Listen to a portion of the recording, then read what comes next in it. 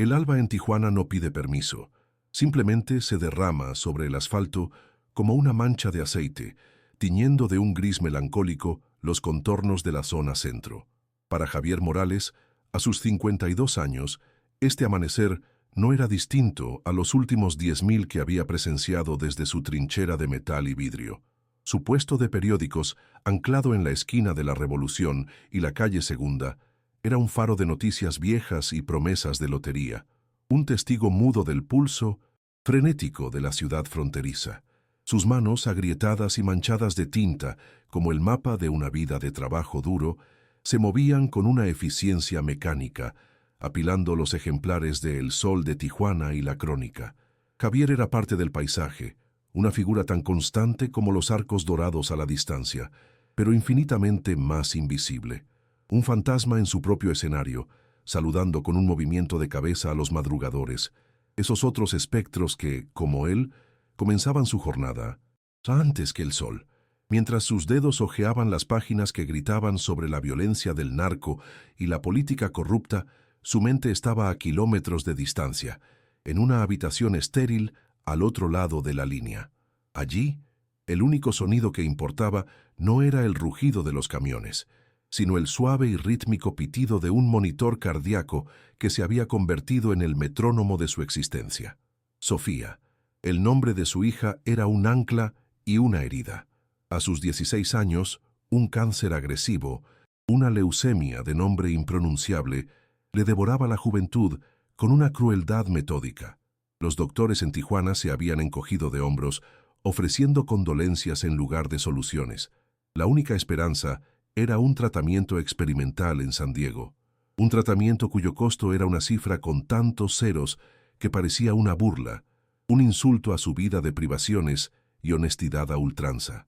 La impotencia era un sabor amargo en la boca, una acidez constante que le quemaba el esófago cada vez que respiraba. «¿Qué húbole, Javi? ¿Qué dice la polaca hoy?», le gritó don Ramiro, el panadero, mientras descargaba charolas de conchas y cuernitos calientes en la tienda de enfrente. Javier forzó una sonrisa, la máscara que usaba todos los días.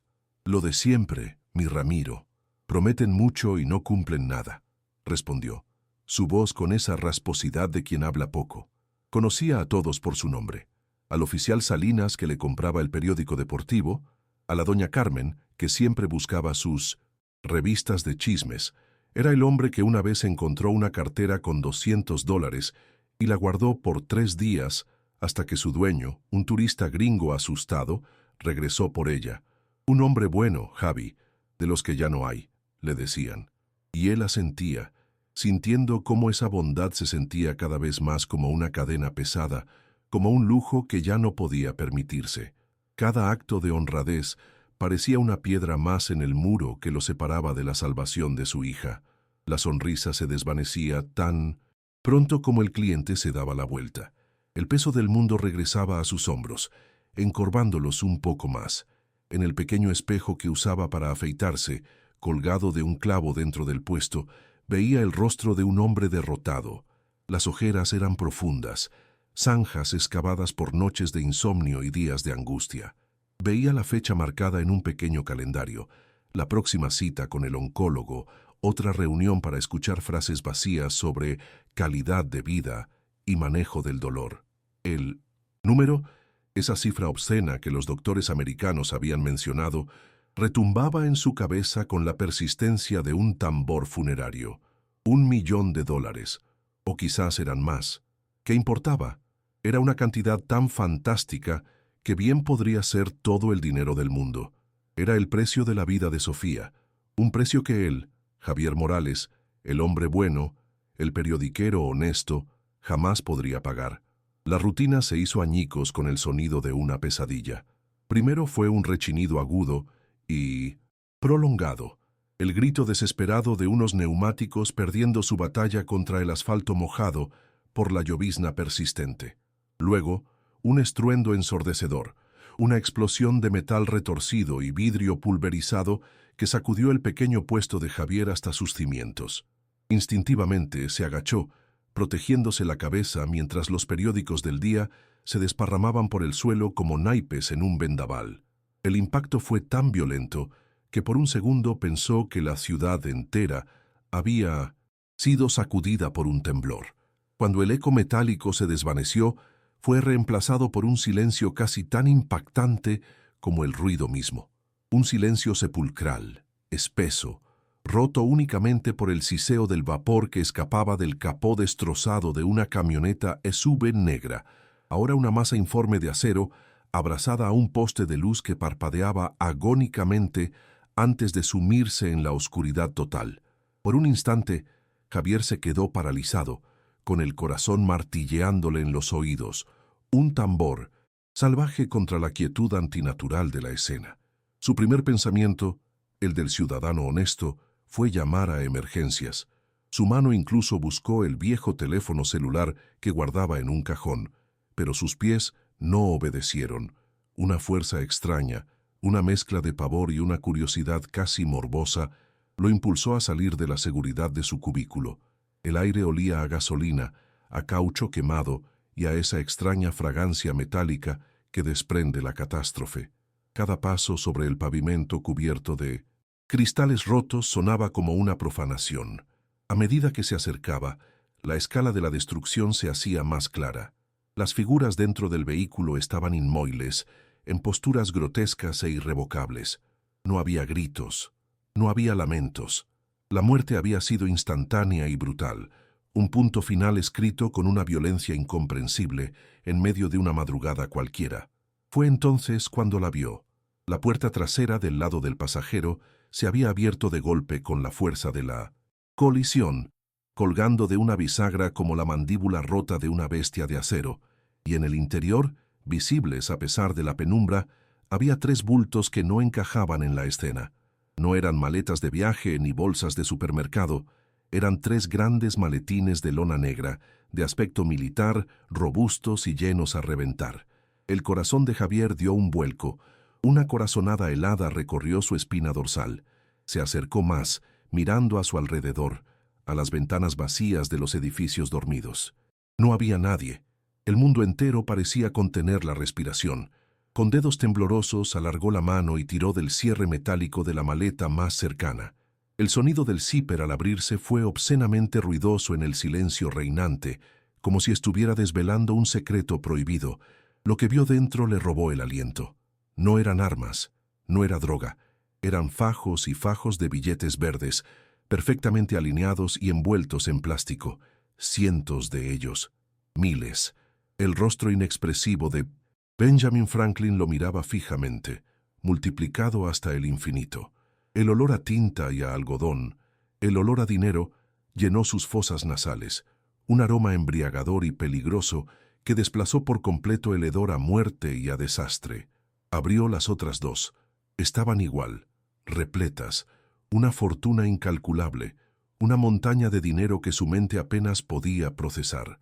En ese preciso instante, la imagen del rostro pálido de Sofía en la cama del hospital se superpuso a la de los billetes, los monitores, las agujas, la desesperanza, y aquí, en medio de la muerte y el caos, frente a él, yacía la respuesta, la única respuesta, la única oportunidad.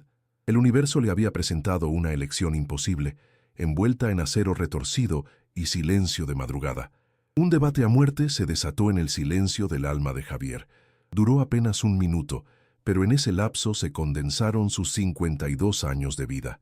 Una voz, la del hombre que devolvía carteras y saludaba a los policías, le gritaba con pánico: «Esto no es tuyo, Javier.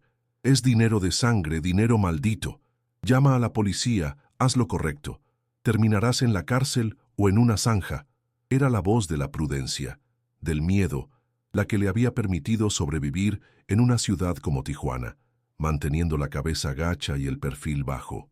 Pero otra voz, más profunda y visceral, la acalló con una sola imagen: el rostro de Sofía, pálido y translúcido, sobre la almohada del hospital, sus ojos perdiendo el brillo día a día. Esa voz no hablaba de moral ni de leyes.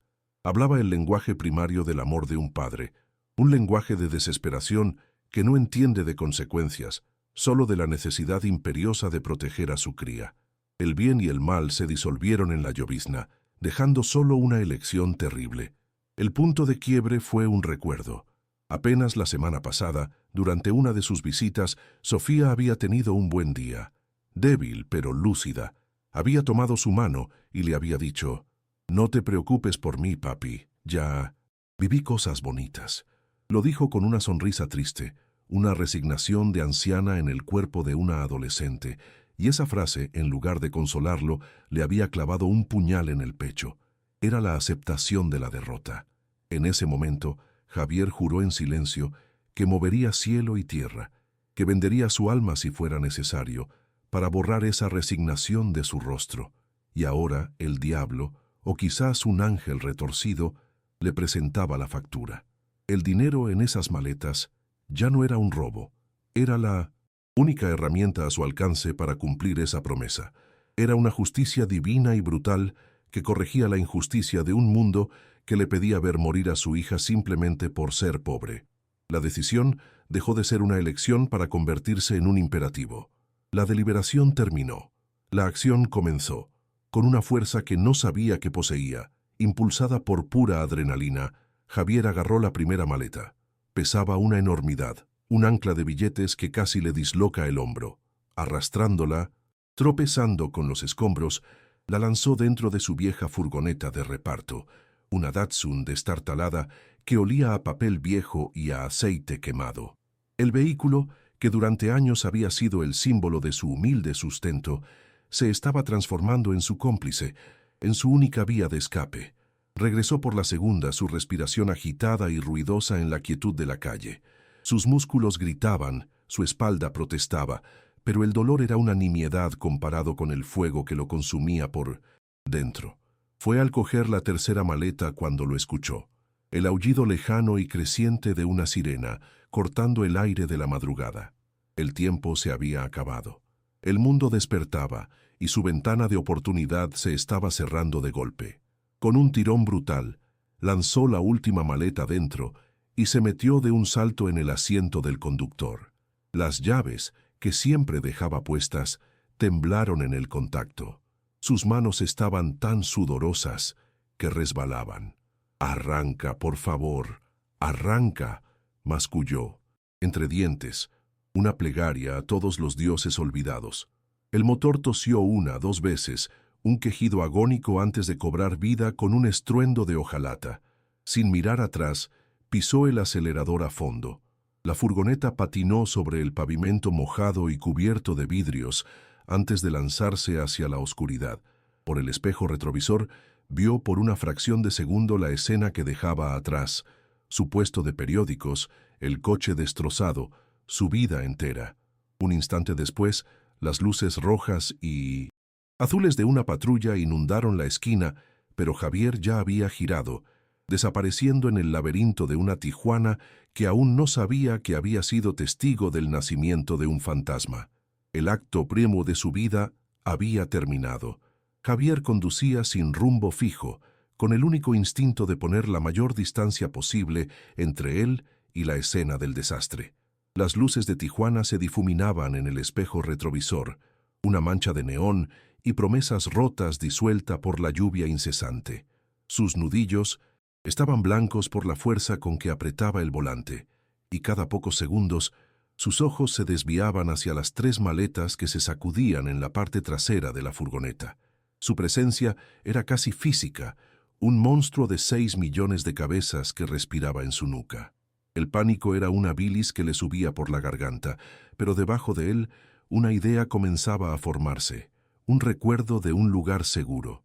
Rosarito, la vieja casa de adobe de sus abuelos, abandonada desde hacía décadas en las colinas áridas, lejos de la carretera principal, un lugar olvidado por el tiempo, donde un hombre y su secreto podrían desaparecer. Se aferró a esa idea como un náufrago a una tabla, girando el volante hacia el sur, hacia el único santuario que su mente aterrorizada podía concebir. Mientras Javier huía, una maquinaria muy diferente y mucho más eficiente se ponía en marcha. Mucho antes de que los peritos forenses terminaran de acordonar la zona del accidente, 2 sedanes discretos y sin matrícula se estacionaron a una cuadra de distancia. De ellos descendieron hombres que no parecían policías. Vestían de civil, con ropa de marca y una actitud de autoridad impaciente. Se movían con una sincronía escalofriante, hablando en voz baja por teléfonos encriptados, ignorando a los oficiales de policía uniformados que, extrañamente, les abrían paso sin hacer preguntas. Uno de ellos, un hombre con una cicatriz en la ceja, examinó el interior de la SUV destrozada. Su rostro no mostró sorpresa ni ira, solo una fría concentración. Confirmó la identidad de los muertos, sicarios de bajo nivel, y luego, con una mirada entrenada, notó la ausencia del compartimento oculto donde debería haber estado el cargamento. Su teléfono sonó y contestó con una sola palabra: «Habla». Escuchó en silencio y luego dijo: «El dinero no está». Desapareció. La casa de sus abuelos era un esqueleto de adobe, carcomido por el sol y el abandono. El viento del desierto silbaba a través de las ventanas, rotas, arrastrando consigo el olor a polvo y a nostalgia. Para Javier, sin embargo, era el lugar más seguro del mundo. Con un esfuerzo sobrehumano, acarreó las pesadas maletas hasta el interior, el sonido de sus pies levantando nubes de tierra. Encontró el viejo pozo seco en el patio trasero, cubierto por una pesada losa de hormigón. Le costó casi media hora, con la ayuda de una barra de hierro oxidada que encontró tirada, mover la tapa lo suficiente para deslizar su terrible tesoro en la oscuridad. Luego cubrió la furgoneta con una lona vieja y podrida que encontró en el cobertizo. Exhausto, cubierto de sudor y mugre, se sentó en el umbral de la puerta, viendo cómo las primeras luces del día pintaban el horizonte. Por un fugaz y delirante momento, sintió que lo había logrado, que todo saldría bien. Se convenció a sí mismo de que solo tenía que esperar, dejar que la tormenta pasara. Esa tormenta, sin embargo, apenas estaba formando sus vientos. En una oficina de lujo en algún rincón anónimo de Tijuana, el hombre de la cicatriz le reportaba por teléfono a una voz sin rostro, una voz tan calmada que resultaba aterradora. Era el único allí, un vendedor de periódicos, Javier Morales, 52 años. Su puesto está justo en la escena. La voz al otro lado, conocida en el inframundo solo como El Sombra, hizo una pausa antes de hablar. «No me interesa su biografía. Quiero mi dinero y quiero su cabeza como ejemplo. Activen la red. Quiero saber hasta el color de los calcetines que usaba esta mañana. Lo quiero encontrado para antes de que anochezca». La orden se propagó a través de canales invisibles. Decenas de halcones en toda la ciudad recibieron la foto de Javier en sus celulares. Los informantes en cada delegación policial comenzaron a buscar registros de una Datsun vieja. La vasta y tecnológica telaraña del cártel de Sinaloa comenzaba a cerrarse sobre un humilde periodiquero que, ingenuamente, creía haberse escondido del mundo. Las primeras horas en la casa de 1900 adobe fueron una tortura de silencio y paranoia. Javier no pudo dormir. Cada crujido de la vieja madera, cada silbido del viento a través de las grietas, era para él el sonido de pasos sigilosos, de hombres que venían a buscarlo. Se asomaba por una rendija en la pared, escudriñando el vasto y solitario paisaje desértico, esperando ver el destello de unos faros en la distancia. El sol comenzó a calentar el aire, convirtiendo el pequeño refugio en un horno. El alivio inicial de haber escapado se había evaporado, reemplazado por la fría comprensión de su absoluta soledad. Estaba sentado sobre una fortuna que podía salvar a su hija, pero estaba atrapado, aislado y aterrorizado. La ingenuidad de su plan se le reveló en toda su estupidez. ¿Realmente creyó que podía simplemente esconderse y esperar? La gente que buscaba ese dinero no era del tipo que se daba por vencida. Se sentía como un ratón que se había metido voluntariamente en una trampa. La eficiencia del cártel era una bestia de 1000 ojos. Mientras Javier sudaba en su escondite, la red ya había dado sus frutos. Un halcón que trabajaba en una gasolinera cerca de la carretera a Rosarito recordó haber visto una Datsun vieja y destartalada, conducida por un hombre cuyo rostro coincidía con la foto que le habían enviado, pagando con un billete arrugado y con las manos temblorosas. La información, transmitida al instante, fue suficiente para enfocar la búsqueda en un radio de 20 kilómetros. Drones silenciosos, del tipo que se usa para vigilar la frontera, fueron desplegados. En menos de 3 horas, uno de ellos captó una imagen térmica anómala, el calor residual del motor de la furgoneta, pobremente oculta bajo una lona. 3 camionetas negras, que esperaban en un camino secundario, recibieron las coordenadas y se pusieron en marcha, levantando nubes de polvo que eran como el anuncio de una sentencia. Javier las vio mucho antes de poder oírlas. 3 puntos negros en el horizonte que se movían al unísono, con una determinación implacable, directamente hacia él. El pánico le subió por la garganta como una marea helada, ahogándolo. No había duda. No era la policía. No era una coincidencia. Sabían que estaba allí. El dinero, su hija, todo se desvaneció, reemplazado por el instinto más primario de todos: sobrevivir. Sin pensarlo 2 veces, salió corriendo por la parte de atrás de la casa, internándose en los matorrales espinosos y las colinas resecas. Corrió sin mirar atrás, con los pulmones en llamas y las ramas arañándole la cara y los brazos. El terreno era un infierno de rocas sueltas y cactáceas. Tropezó y cayó varias veces, pero el miedo lo obligaba a levantarse y seguir, huyendo del sonido de los motores que se acercaba cada vez más, el rugido de los depredadores que habían olfateado a su presa. La historia de Javier te está atrapando tanto como a nosotros, ¿verdad? Un hombre común, acorralado por una decisión imposible, ahora es cazado como un animal en el desierto. La pregunta que te hacemos es: ¿qué harías tú en su lugar? ¿Te arriesgarías a todo por la persona que más amas? La cacería apenas comienza, y el camino de Javier se volverá aún más oscuro y peligroso. Si no quieres perderte ni un segundo de esta increíble persecución y descubrir si un hombre ordinario puede burlar a la muerte, suscríbete ahora mismo a nuestro canal, activa las notificaciones y déjanos un comentario diciéndonos desde qué ciudad nos estás acompañando en esta historia. Tu apoyo nos permite seguir trayendo crónicas como la de Javier, el vendedor de periódicos que se atrevió a desafiar a las sombras. Ahora, volvamos a la fuga. Horas más tarde, al borde del anochecer, Javier llegó tropezando al lugar que su memoria le indicaba. Era un pequeño remolque oxidado, casi invisible en un cañón escondido, camuflado por la propia orografía del terreno. Allí vivía Mateo, su amigo de la infancia, el hombre con el que había compartido travesuras de niño antes de que la vida los llevara por caminos radicalmente opuestos. Javier cayó de rodillas frente a la puerta, deshidratado, sangrando por docenas de rasguños y balbuceando el nombre de su amigo. La puerta se abrió y apareció Mateo. Era un hombre curtido por el sol y el silencio, con una mirada que había visto demasiado. En sus ojos no había sorpresa, sino una profunda resignación. Sabía que algún día la pinche ciudad vendría a buscarme, dijo con voz ronca, mientras arrastraba a Javier al interior. No hizo preguntas, simplemente le dio agua, le limpió las heridas con mezcal y lo observó con una mezcla de lástima y enfado. Te metiste con gente mala, Javier, mucho peor de lo que imaginas. Mateo era un hombre de pocas palabras y mucha acción.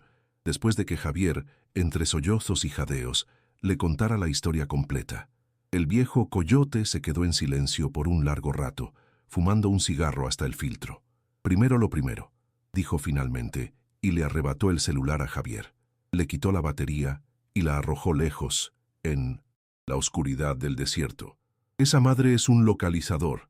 Te han estado siguiendo desde que saliste de tu puesto. Eres un amateur, ¿entiendes? Y te están cazando profesionales.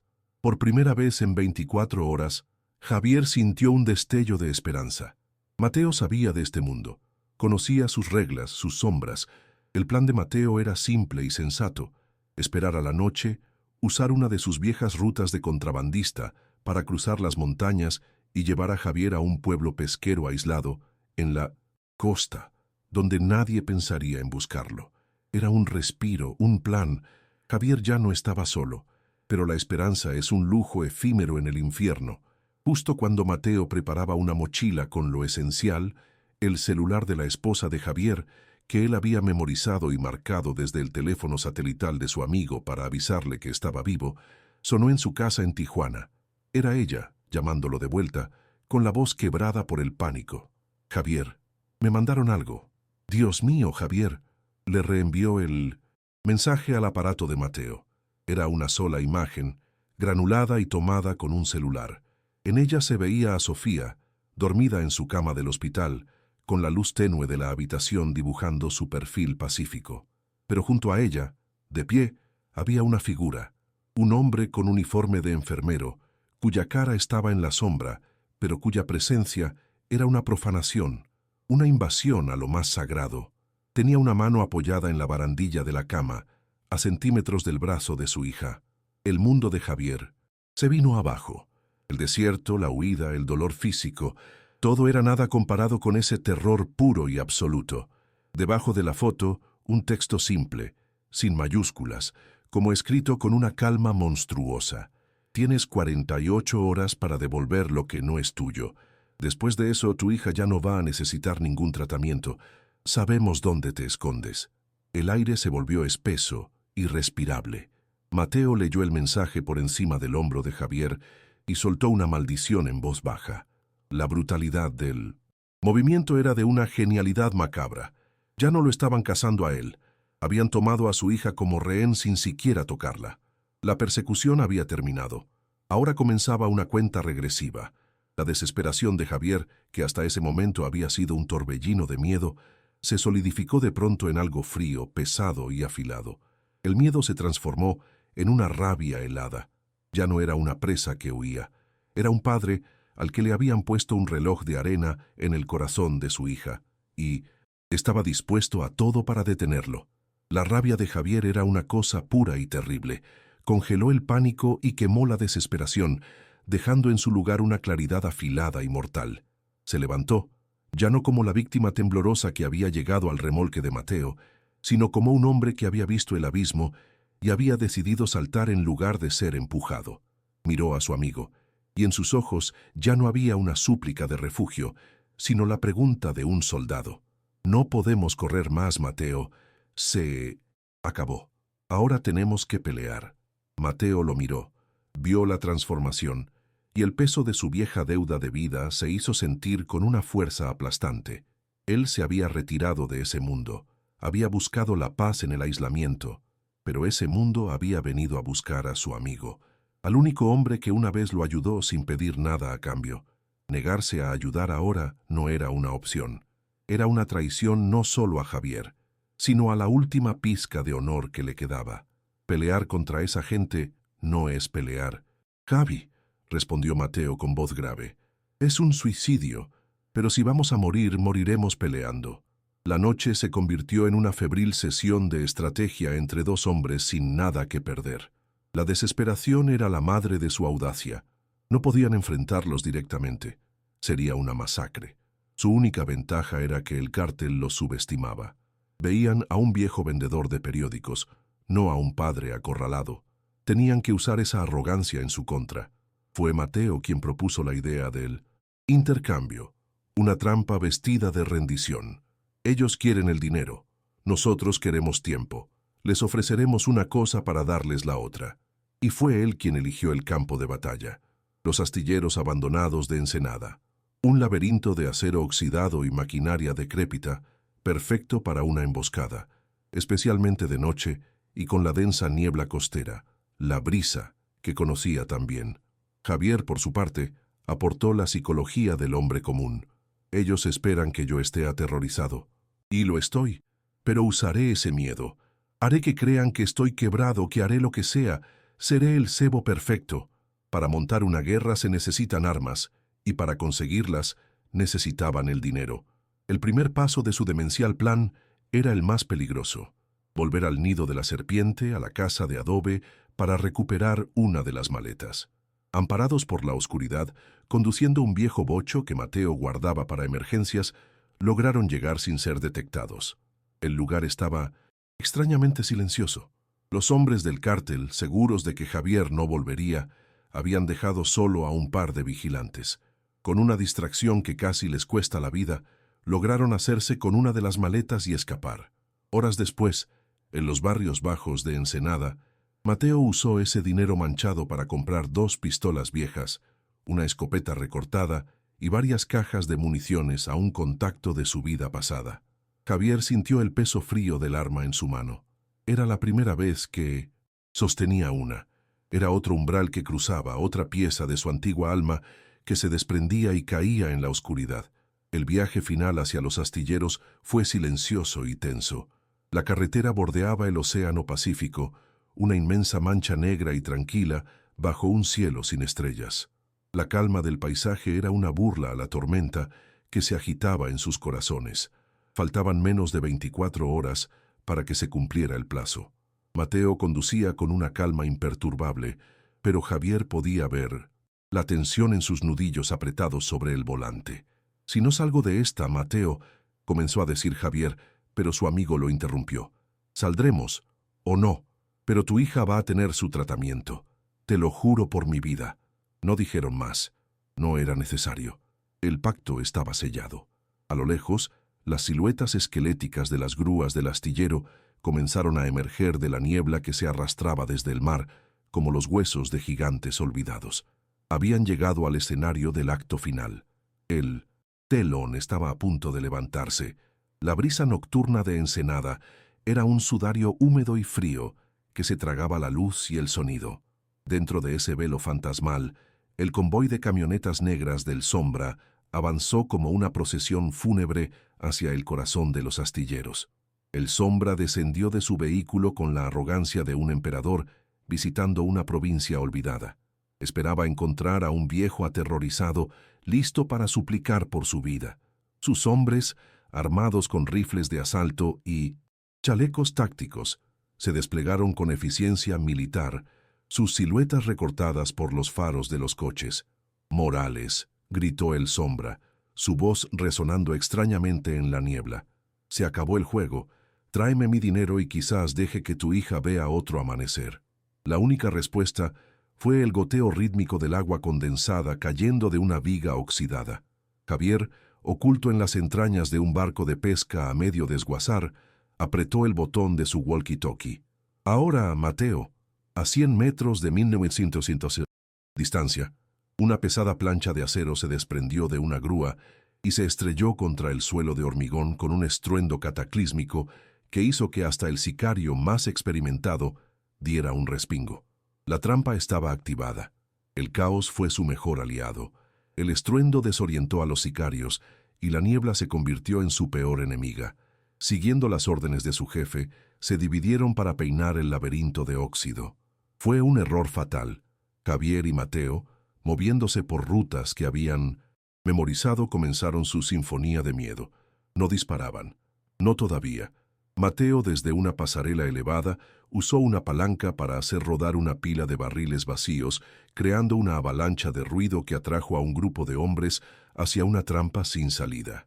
Javier, por su parte, encontró una caja de fusibles y en el momento preciso cortó la energía de una sección del astillero, sumiendo a otro grupo en una oscuridad total y desconocida. Los hombres del cártel, acostumbrados a ser los depredadores, se encontraron de pronto convertidos en presas, cazados por fantasmas invisibles en un purgatorio de metal oxidado. El miedo comenzó a corroer su disciplina. El Sombra, furioso por la incompetencia de sus hombres, decidió tomar el asunto en sus propias manos. Siguiendo un rastro de huellas en el barro, localizó a Javier dentro de un viejo almacén. «Te encontré, rata de alcantarilla», siseó, apuntando su pistola con incrustaciones de oro. En ese instante de máxima tensión, el enfrentamiento personal fue interrumpido por una fuerza exterior. Potentes reflectores cortaron la niebla desde el perímetro del astillero, bañando la escena en una luz blanca y cegadora. «Policía Federal, suelten las armas», gritó una voz por un megáfono. Pero no eran arrestos lo que buscaban.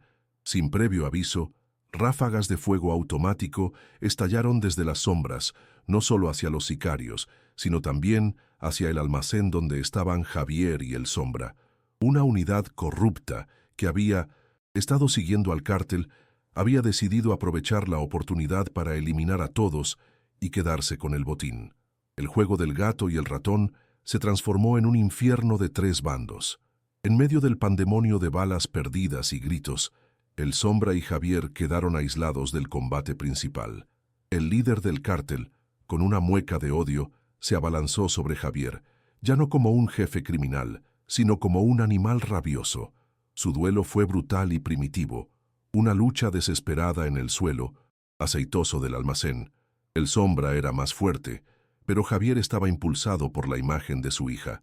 Cuando el sicario intentó estrangularlo, la mano de Javier encontró un trozo de varilla de hierro en el suelo. Con un grito que era una mezcla de terror y furia, la clavó en el costado de su adversario. El sombra lo miró, con los ojos llenos de sorpresa y dolor, antes de desplomarse. En ese momento, Mateo apareció en la puerta, disparando su escopeta para cubrir su retirada. Agarró a Javier, que cojeaba y sangraba de una herida en la pierna, y lo arrastró hacia la niebla.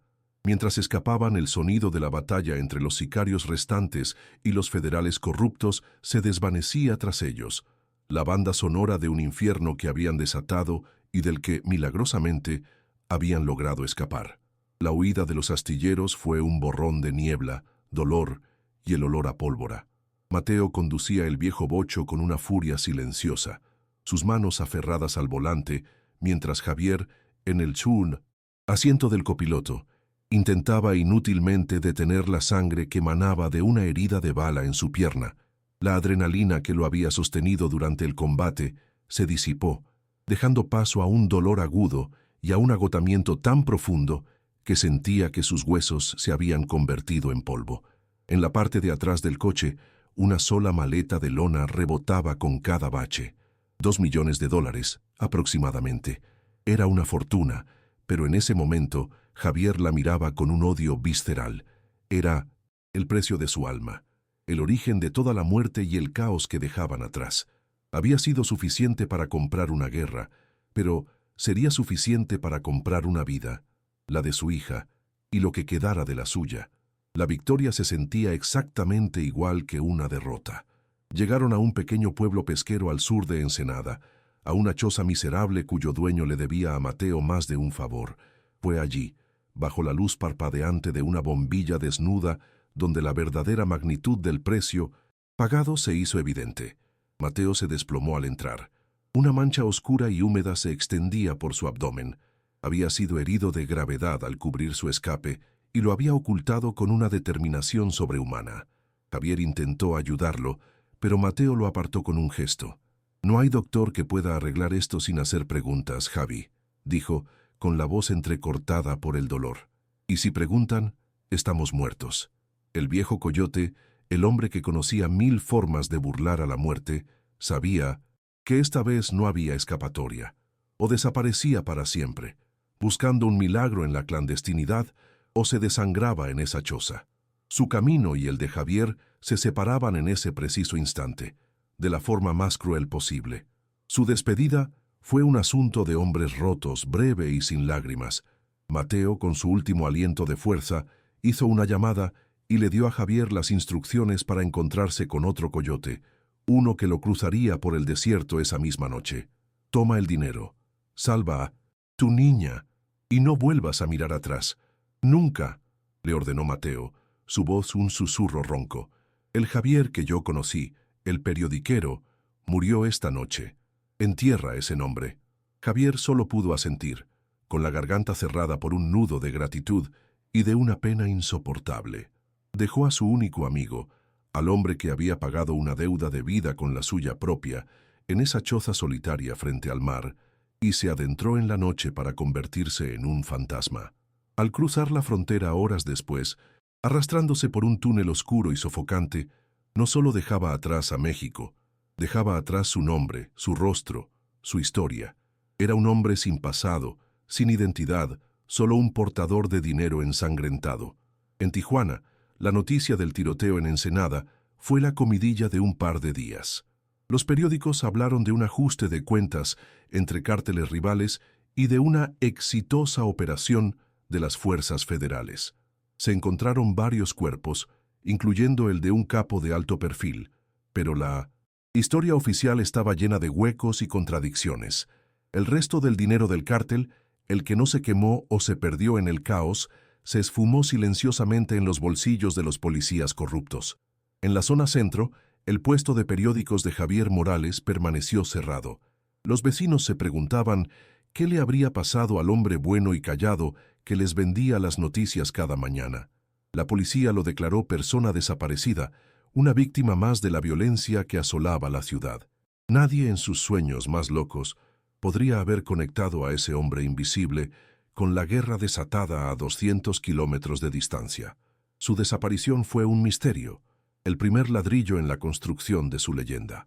Meses después, en una habitación impecablemente blanca de un hospital en San Diego, una adolescente llamada Sofía miraba por la ventana, con un color en sus mejillas que su madre ya no recordaba.